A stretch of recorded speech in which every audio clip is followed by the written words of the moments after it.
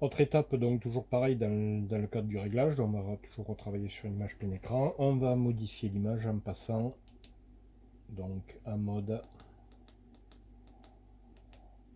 Real Vision 3D. Donc, comme on l'a vu sur les tutos précédents, donc ici on a les informations à droite de l'écran, à gauche pardon, de l'écran qui nous indique donc la vitesse, la température, les degrés, donc on sait maintenant comment le paramétrer. Et là ici on est donc sur une image qu'on peut venir donc contrôler. Le bateau étant symbolisé ici. Et là ça nous permet réellement donc d'avoir une idée de la structure du fond quand on y passe dessus. On voit bien que voilà, ça monte, ça descend, donc on a vraiment ce rendu avec ici une cassure qui nous indique bien qu'effectivement on a une visualisation du tombant qui est sur notre gauche. Donc ici c'est marqué en fit, comme je vous l'ai dit, donc tous les paramètres que vous ferez en début, vous pouvez sélectionner donc les mettre et mettre donc toutes les configurations qui sont les plus utilisées pour nous dans le langage commun. Donc ici les paramètres sont les mêmes, on doit régler, on peut régler et sensibiliser.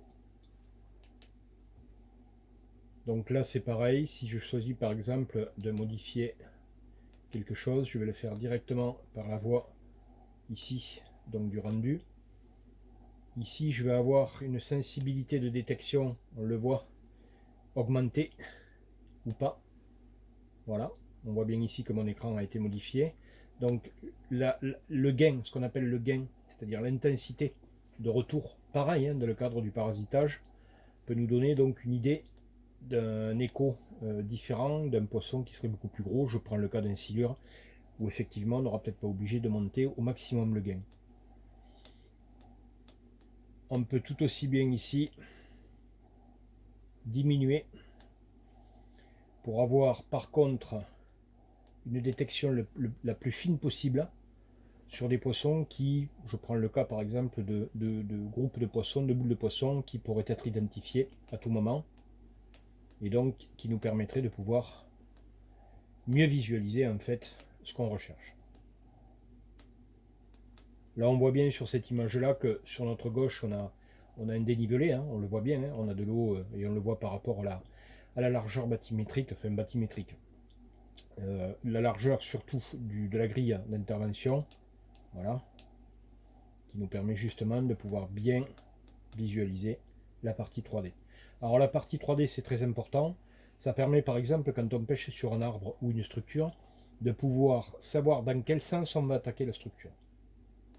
C'est-à-dire qu'en gros mon bateau ici, je vais choisir le positionnement du bateau, je vais le faire par le dessus. Là on voit bien mon bateau, la vitesse aussi de rafraîchissement de lecture peut être modifiée dans le cadre des paramètres pour la ralentir ou pas. Et pour marquer un point, on est au même niveau que quand on utilise dans les échos classiques, c'est-à-dire les affichages classiques. On peut tout aussi bien marquer un point quelque part. J'ai appuyé sur OK. Ce point, je vais le valider. Ici, j'ai la possibilité de tourner la vue, de bien voir ce que j'ai marqué, pour quelle raison je vais le marquer. Et là après, je vais entériner la position avec poser un point. Voilà. Ça, c'était dans le cadre donc de savoir comment utiliser la fonction donc du 3D avec les paramètres de réglage.